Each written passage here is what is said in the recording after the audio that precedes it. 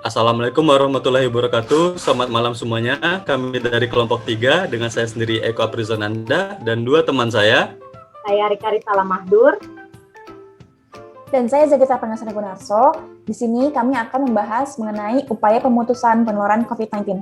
Selamat menyaksikan. Upaya pemutusan rantai penularan COVID-19 di Indonesia. Kemenkes RI di tahun 2020, upaya tersebut dibagi menjadi dua, yaitu pencegahan dan pengendalian di masyarakat, serta pencegahan dan pengendalian di fasilitas pelayanan kesehatan. Pencegahan dan pengendalian COVID-19 di masyarakat diantaranya yaitu pertama, pencegahan dan penularan pada individu, yang kedua, perlindungan kesehatan pada masyarakat. Pencegahan penularan COVID-19 pada individu dilakukan dengan cara membersihkan tangan secara teratur, menggunakan masker, menjaga jarak dan membatasi kontak, serta menerapkan etika batuk dan bersin. Selanjutnya, perlindungan kesehatan pada masyarakat. Pertama, upaya pencegahan. Terdiri dari kegiatan promosi kesehatan melalui berbagai media, serta kegiatan perlindungan seperti penegakan kedisiplinan protokol kesehatan. Kedua, upaya penemuan kasus. Terdiri dari deteksi dini melalui koordinasi dengan Dinkes atau Fasiankes dan pemantauan kondisi kesehatan di lokasi seperti tempat kerja, fasilitas umum, dan lain-lain. 3. Unsur penanganan secara cepat dan efektif melalui koordinasi dengan Dinkes atau Fasiankes untuk pelacakan kontak erat, pemeriksaan laboratorium, serta penanganan lain sesuai kebutuhan. Selain tiga cara tersebut, terdapat upaya perlindungan kesehatan pada masyarakat, baik di transportasi publik seperti jaga jarak, kegiatan keagamaan seperti penyediaan sarana cuci tangan. Pencegahan COVID-19 juga dilakukan di institusi pendidikan seperti kegiatan belajar melalui daring dan di pusat perbelanjaan dengan screening pengunjung. Penerapan komunikasi risiko dan pemberdayaan masyarakat seperti adanya Satgas COVID di tingkat RT/RW dan Desa Tangguh COVID-19 merupakan upaya pencegahan penyebaran COVID-19 di masyarakat. Berikutnya, pencegahan dan pengendalian di Fasiankes. Terdiri dari 3. Yang pertama, menerapkan kewaspadaan isolasi, baik standar maupun transmisi untuk semua pasien. Kedua, menerapkan pengendalian administrasi. Ketiga, melakukan pendidikan dan pelatihan bagi nakes maupun masyarakat. Selain pencegahan dan pengendalian di masyarakat dan Fasiankes, terdapat beberapa regulasi terbaru di antaranya Instruksi Mendagri Nomor 9 Tahun 2021 mengenai perpanjangan PPKM berbasis mikro, Surat Edaran Kepala Satgas Nomor 13 Tahun 2021 tentang larangan mudik, serta Surat Edaran Mendagri Nomor 800/2794/SJ tentang pembatasan kegiatan buka puasa bersama dan pelarangan pemutusan mata rantai COVID-19 memerlukan kerjasama, mulai dari individu, masyarakat, pemerintah, bahkan seluruh pihak. Upaya pemutusan rantai penularan COVID-19 di negara lain. The Law Institute, sebuah lembaga yang berbasis di Sydney, Australia, membuat peringkat kinerja negara-negara dalam menangani pandemi COVID-19. Selandia Baru berada di urutan pertama negara yang sukses menangani pandemi COVID-19. Apa saja upaya pemerintah Selandia Baru dalam memutus rantai penularan COVID-19? Yang pertama yaitu pembatasan aktivitas sejak dini. Sejak Maret 2020, pemerintah Selandia Baru menetapkan aturan tegas mengenai penutupan, perbatasan, dan lockdown.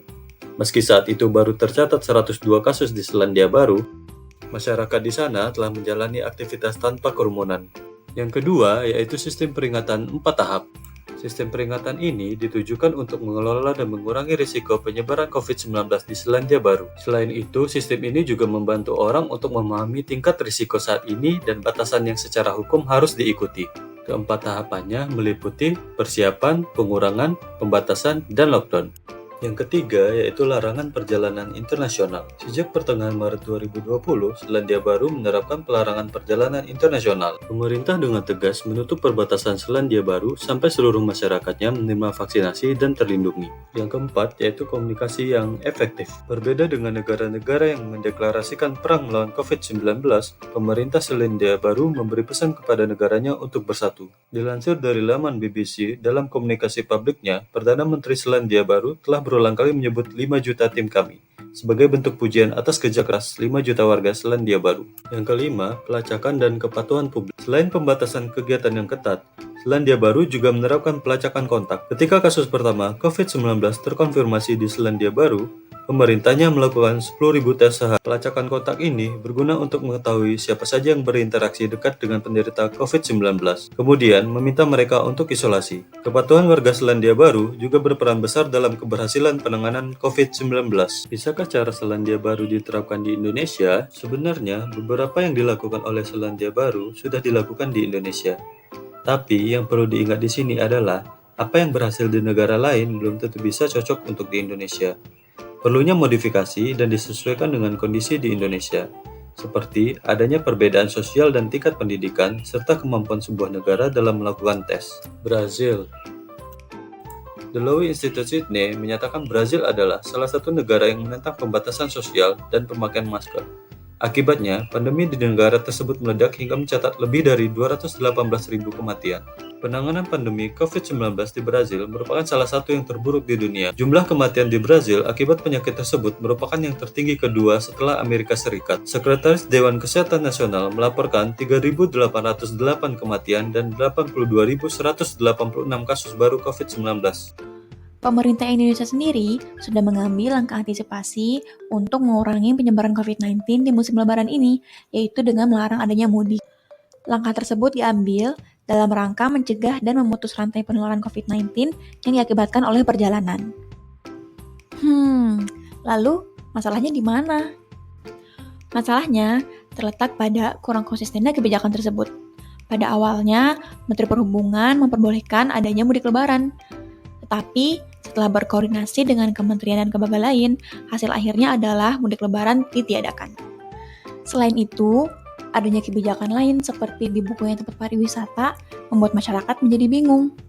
Mudik dilarang, kok wisata dibuka? Dengan dilarangnya mudik dan dibukanya tempat pariwisata, maka masyarakat akan cenderung pergi ke tempat wisata, sehingga pengawasan akan sulit dilakukan. Selain itu, data uji tracing di Indonesia masih sangat lemah. Padahal, uji tracing merupakan salah satu kunci utama untuk mencegah penyebaran penyakit COVID-19. Jadi, bagaimana solusinya? Solusi yang pertama, memang perlu adanya kerjasama dan bantuan dari masyarakat untuk tetap patuh pada kebijakan, khususnya dalam menjaga protokol kesehatan. Dan dari sisi pemerintah akan terus berupaya untuk memperkuat 3T, yaitu testing, tracing, dan treatment. Tidak lupa juga adanya koordinasi dan komunikasi antara pemerintah pusat dengan daerah untuk memperkuat 3T, khususnya tracing. Dana yang diperlukan untuk mendukung kebijakan juga perlu dipersiapkan. Dan adanya imbauan juga kepada masyarakat untuk tidak hanya mengandalkan vaksin saja, tetapi juga tetap menerapkan protokol kesehatan. Sekian video pesan dari kami. Kurang lebihnya mohon maaf. Semoga bermanfaat. Assalamualaikum warahmatullahi wabarakatuh. Kami mohon pamit.